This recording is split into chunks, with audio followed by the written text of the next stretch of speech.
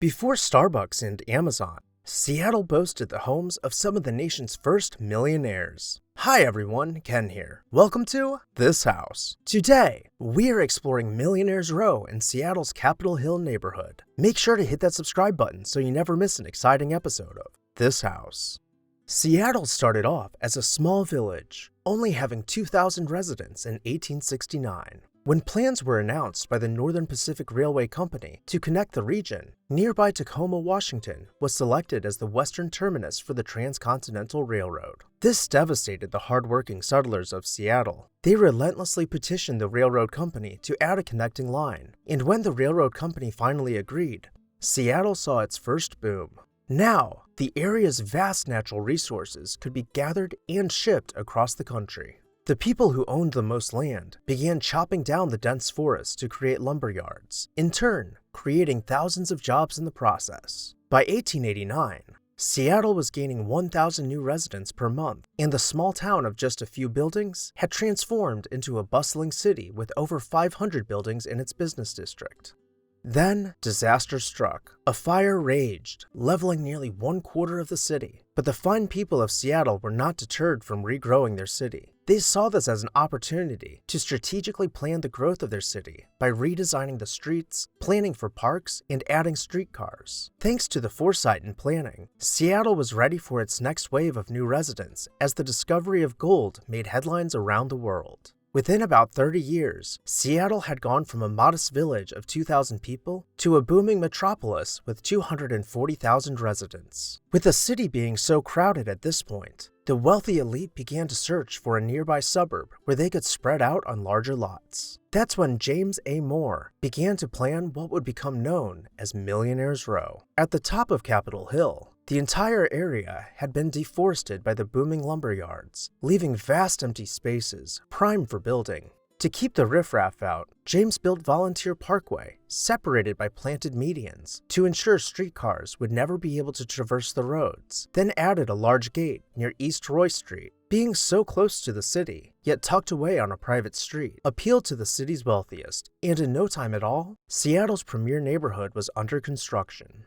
Around the same time, the City Beautiful movement was formed with the goal of creating a utopian society through good urban planning and aesthetic parks. Famously, the Olmsted brothers, who headed the movement in Seattle, planned a series of parks connected by walking paths to surround Seattle, which was dubbed the Emerald Necklace, with the shining crown jewel of the necklace to converge on Volunteers Parkway. This section of the park system was given the most thought and the largest budget to create manicured gardens separated by paved paths encircling lily ponds and fountains. Now that the utopian neighborhood, dubbed Millionaires Row, was completed, a walk down this idealistic street would leave anyone speechless. The first house we will see is the Parker Mansion. This neoclassical mansion was built in 1908 for George Parker for the grand total of $100,000, or the modern-day equivalent of about $3.3 million.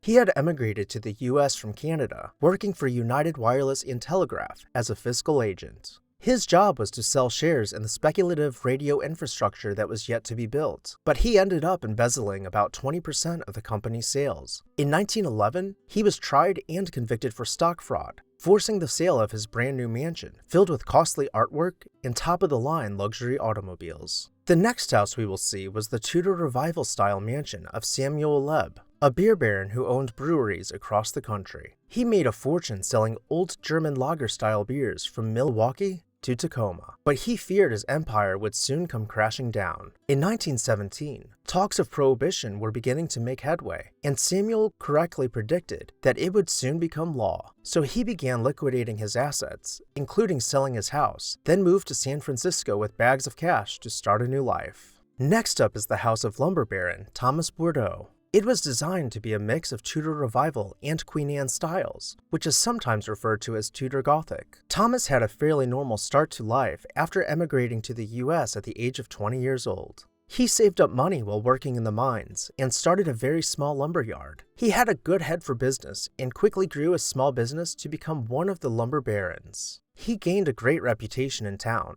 and was appointed to the boards of several banks. The small town where he originally started his lumber mill was renamed to Bordeaux, Washington, in his honor.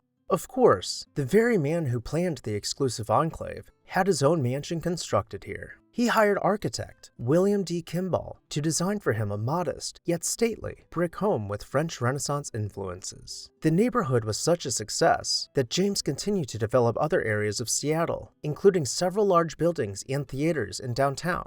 In doing so, he saw his net worth skyrocket to $15 million, or the modern-day equivalent of nearly $500 million.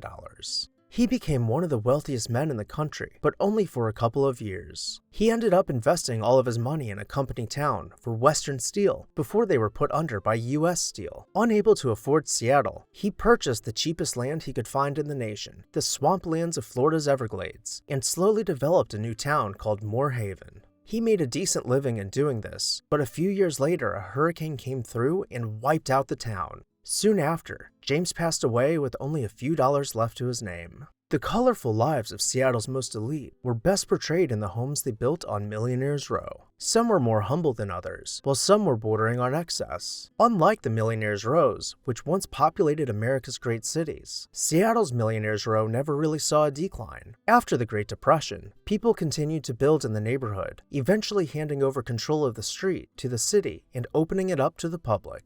The foresight of James Moore to plan for large streets with modern amenities, coupled with the utopian planning of the City Beautiful movement, created the perfect balance of infrastructure to maintain the neighborhood's appeal. As the years went on, instead of houses being torn down, they were retrofitted with modern conveniences, such as electric, central air, and modern waste. Today, the houses appear much as they did when they were first built, with very few of them being lost to time. Traveling through the streets takes you on a journey back in time to one of the United States' only surviving Millionaires Rows. Which house was your favorite? Make sure to let me know down below in the comments section. And while you're there, hit that subscribe button so you never miss an exciting episode of This House. I would also like to take a moment to say a special thank you to our This House supporters whose names you can see on screen right now. If you would like to see your name on the screen and show the world your support for the production of these videos, go ahead and join our membership program today. I'll see you next time on This House.